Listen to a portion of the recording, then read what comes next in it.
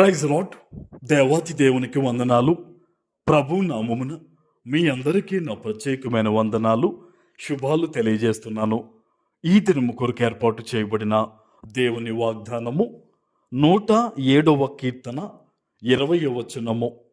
ఆయన తన వాక్కును పంపి వారిని బాగు చేసెను, ఆయన వారు పడిన గుంటలో నుండి వారిని విడిపించెను. దేవుని నామానికి మహిమ కలుగునుగాక. ఈ ఉదయకాల సమయంలో సర్వ సృష్టికర్త అయిన నీ తండ్రి నిన్ను ఆశీర్వదించి గొప్ప వాగ్దానాన్ని నీకు అందిస్తూ ఉన్నారు. హల్లెలూయా. ఆయన తన వాక్కును పంపి వారిని బాగు చేసెను. వాక్యము అంటే దేవుడు. వాక్యమై ఉన్న దేవుడు ఈరోజు నీ జీవితంలో ఉన్నాడు గనుక ఈ రోజు నుంచి నీ జీవితం ఏమవుతుంది? బాగుపడుతూ ఉంది. హల్లెలూయా. ఏ విషయంలో తండ్రి నేను పాడైపోయాను, నేను చితికిపోయాను, ఇదిగో నేను నేటికి కూడా నేను దుఃఖిస్తూ ఉన్నానని నువ్వు ఆలోచన చేస్తూ ఉన్నావో, నీకు ఒక శుభవార్త ఏంటో తెలుసా? ఈ రోజు నుంచి కూడా నీ జీవితము, నీ సమస్తం అంతటిలో కూడా దేవుడు బాగుకరమైన కార్యాలు చేయబోతున్నాడు ఆయన. హల్లెలూయా.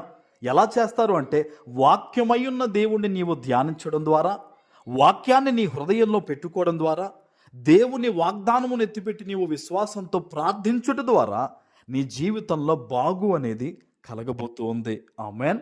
చూడండి, ఆయన వారు పడిన గుంటలో నుండి వారిని విడిపించెను.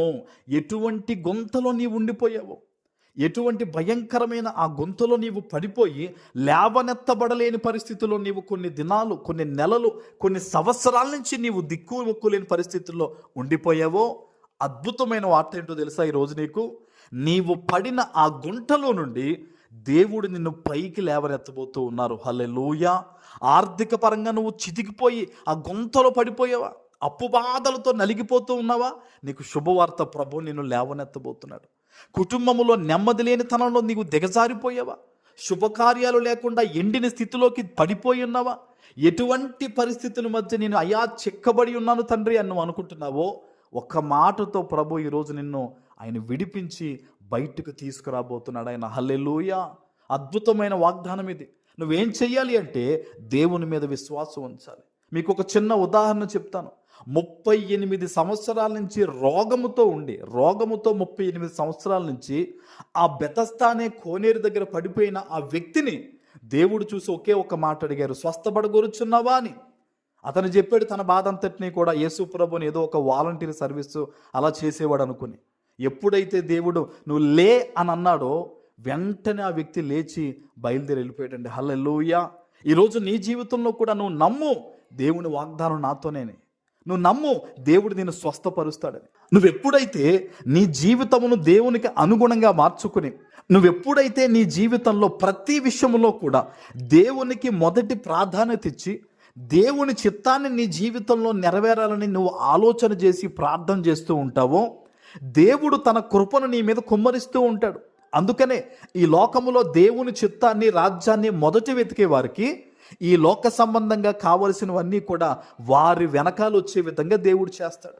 ఈరోజు ఆయన వాక్యాన్ని పట్టుకో, ఈరోజు ఆయన వాగ్దానాన్ని పట్టుకో. నువ్వు కావాలనుకున్న వాటి వెనకాల పరిగెట్టడం మానేసి నువ్వు దేవుని చిత్తాన్ని వెతుకు, దేవుని పని జరిగించు, నువ్వు దేవుని కొరకు ఉపయోగపడు. సమస్త ఆశీర్వాదాలు నీ వెనక రాబోతూ ఉన్నాయి. ఆమేన్. ప్రార్థన చేసుకుందాం. పరిశుద్ధుడా, ప్రేమ కలిగిన తండ్రి, మీకు వందనాలు.